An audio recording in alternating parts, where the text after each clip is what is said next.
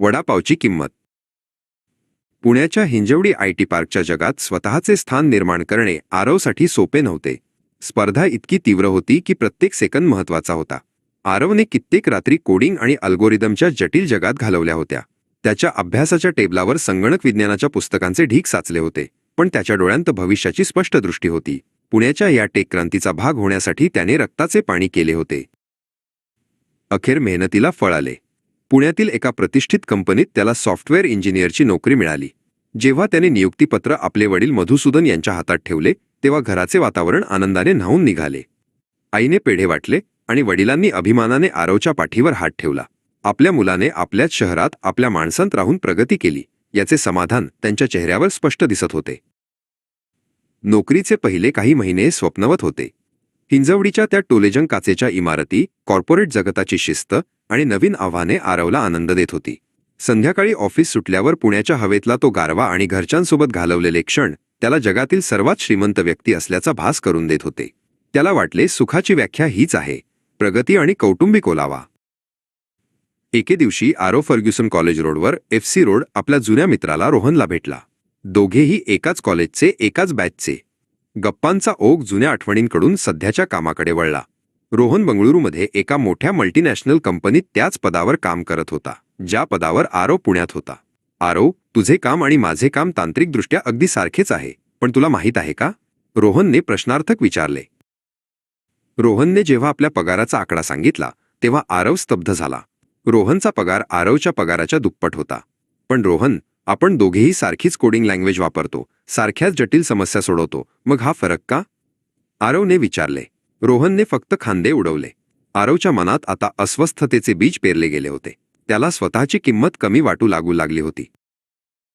घरी आल्यावर आरवचे कशातच लक्ष लागेना. त्याला वाटू लागले की तो पुण्यात राहून स्वतःचे नुकसान करत आहे. माझ्या कौशल्याची किंमत इथे इतकी कमी का? मी पण तितकाच हुशार आहे, हा विचार त्याला सतावू लागला. रात्री जेवतानाही तो शांत होता.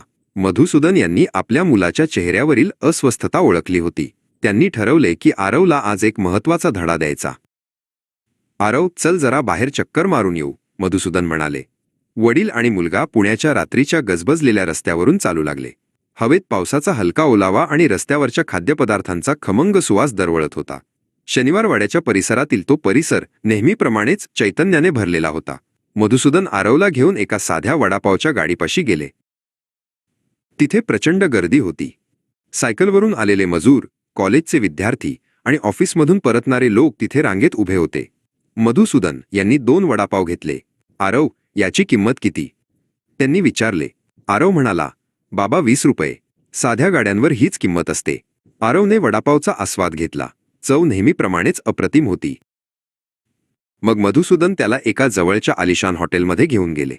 तिथले वातावरण शांत आणि भव्य होते. त्यांनी मेनू कार्ड मागवले आणि झणझणीत वडापाव या डिशकडे बोट दाखवले.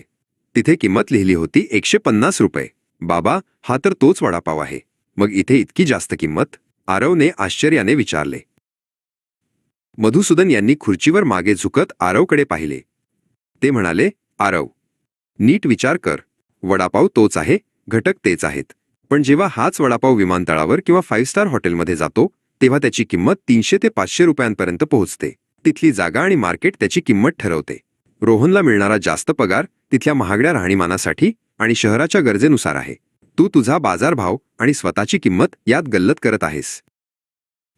पण याचा अर्थ तू कमी हुशार आहेस असा नाही. आपली किंमत दुसऱ्याच्या पगाराने ठरत नाही. संधी, जागा, परिस्थिती आणि वेळ यानुसार मोबदला बदलतो. तुलना करण्यापेक्षा स्वतःच्या प्रगतीवर लक्ष केंद्रित कर. जिथे तुला मानसिक शांती आणि तुझ्या माणसांची सोबत मिळते ती किंमत पैशात मोजता येत नाही. आरवला आता सर्व काही उमजले होते.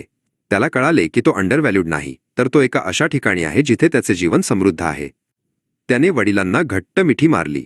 त्याने ठरवले की तो आपल्या कौशल्यात आणखी भर टाकेल, पण स्वतःची तुलना पैशाच्या जोरावर कधीच करणार नाही.